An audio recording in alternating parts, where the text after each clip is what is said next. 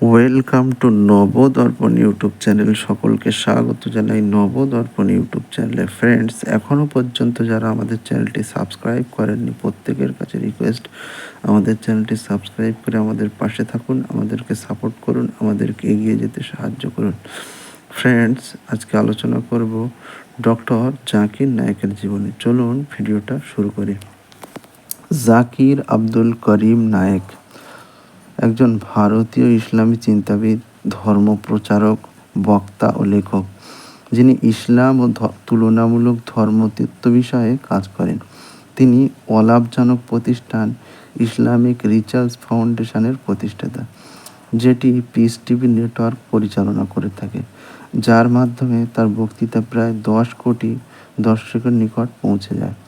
তাকে তুলনামূলক ধর্মতত্ত্বের একজন বিশেষজ্ঞ, অনুমেয়ভাবে ভারতের সালাফি মতাদর্শের অনুসারী সবচেয়ে প্রভাবশালী ব্যক্তি, টেলিভিশন ভিত্তিক ধর্মপ্রচারের রকস্টার এবং আধুনিক ইসলামের একজন পৃষ্ঠপোষক এবং পৃথিবীর শীর্ষস্থানীয় ইসলাম ধর্মপ্রচারক বলা হয়ে থাকে। বহু ইসলামী ধর্মপ্রচারকদের সাথে তার ভিন্নতা হলো তার বক্তৃতাগুলো পারস্পরিক আলাপচারিতা ও প্রশ্ন ভিত্তিক, যা তিনি আরবি কিংবা উর্দুতে নয় বরং ইংরেজি ভাষায় প্রদান করেন, এবং অধিকাংশ সময়ে তিনি ঐতিহ্যগতভাবে আল খাল্লার পরিবর্তে স্যুট টাই পরিধান করে থাকেন। পেশাগত জীবনে তিনি একজন ডাক্তার হলেও 1991 সাল থেকে তিনি ইসলাম ধর্ম প্রচারে মনোনিবেশ করেন। ইসলাম এবং তুলনামূলক ধর্মের উপর তিনি তার বক্তৃতার বহু পুস্তিকা সংস্কার করেছেন। যদিও প্রকাশ্যে তিনি ইসলামের শ্রেণী বিভাজনকে অস্বীকার করে থাকেন, তবু অনেকে তাকে সালাফি মতাদর্শের সমর্থক বলে মনে করেন এবং অনেকে তাকে ওয়াহাবি মতবাদ প্রচারকারী একজন আমূল সংস্কারবাদী ইসলামিক টেলিভিশনিস্ট বা তহবিল সংগ্রহকারী টেলিভিশন ধর্ম প্রচারক বলে মনে করে থাকে। বর্তমানে ভারত, কানাডা, যুক্তরাজ্য ও বাংলাদেশে তার ধর্ম প্রচার নিষিদ্ধ। বলা হয়ে থাকে যে মুসলিম সম্প্রদায়ের বাইরের তুলনায় এর ভিতরেই তার সমালোচনার সংখ্যা বেশি। জাকির আব্দুল করিম নায়েক 18 অক্টোবর 1965 সালে ভারতের মহারাষ্ট্রের মুম্বাইয়ে জন্মগ্রহণ করেন। তিনি মুম্বাইয়ের সেন্ট পিটার্স হাই স্কুলের ছাত্র ছিলেন। এরপর তিনি কৃষ্ণচাঁদ চেল্লারাম কলেজে ভর্তি হন। তিনি মেডিসিনের উপর Topiwala national medical college and নায়ের হসপিটালে ভর্তি হন। অতঃপর তিনি ইউনিভার্সিটি অফ মুম্বাই থেকে ব্যাচেলর অফ মেডিসিন সার্জারি বা MBBS ডিগ্রি অর্জন করেন। 1991 সালে তিনি ইসলাম ধর্ম প্রচারের কার্যক্রম শুরু করেন এবং IRF প্রতিষ্ঠা করেন। নায়েকের স্ত্রী Farhat Naik Islamic research foundation নারীদের শাখায় কাজ করেন।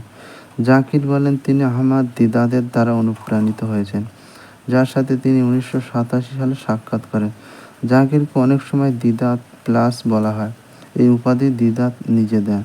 এছাড়াও তিনি মুম্বাইয়ের ইসলামিক ইন্টারন্যাশনাল স্কুল এবং ইউনাইটেড ইসলামিক এডের প্রতিষ্ঠাতা, যা দরিদ্র অসহায় মুসলিম তরুণ তরুণীদের বৃত্তি প্রদান করে থাকে।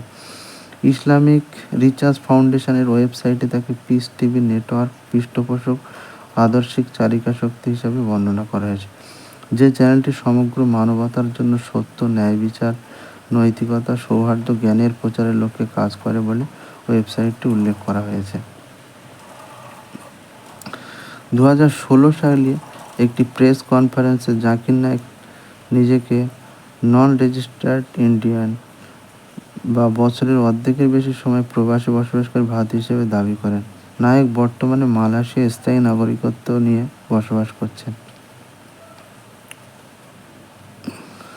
নভেম্বর 2007 থেকে জাকির প্রতি বছর মুম্বাইতে সিওনের মুম্বাই সুমাইয়া গ্রাউন্ডে একটি 10 দিনের শান্তি সম্মেলনের আয়োজন করে আসছেন। সেখানে নায়েক সহ আরও 20 জন ইসলামী বক্তা ইসলামের উপর বক্তব্য উপস্থাপন করে থাকেন। শুধু ইসলামে নারীকে সমতা দেয় এ বিষয়ে জাকির নায়েক 2004 সালে Islamic information and services network of Australia এর আমন্ত্রণে মেলবোর্ন ইউনিভার্সিটিতে বিতর্ক করেন। তিনি বলেন যে পশ্চিমা পোশাক মেয়েদের ধর্ষণের অন্যতম কারণ। এটা মেয়েদের পরপুরুষের কাছে আকর্ষণীয় করে তোলে। দ্য এজ পত্রিকার সুশী দাস মন্তব্য করেন, নায়েকের ইসলামের উপদেশের আর্থিক শ্রেষ্ঠত্বের উচ্চ প্রশংসা করেন এবং পশ্চিমা বিশ্বের সাধারণভাবে যে বিশ্বাস দেখা যায় তাকে ব্যঙ্গ করেন।